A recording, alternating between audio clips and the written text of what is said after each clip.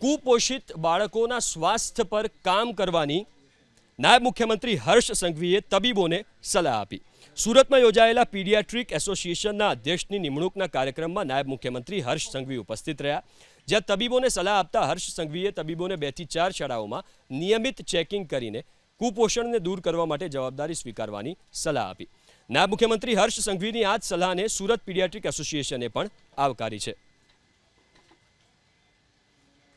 કુપોષિત બાળકોના સ્વાસ્થ્ય પર કામ કરવાની નાયબ મુખ્યમંત્રી હર્ષ સંઘવીએ તબીબોને સલાહ આપી।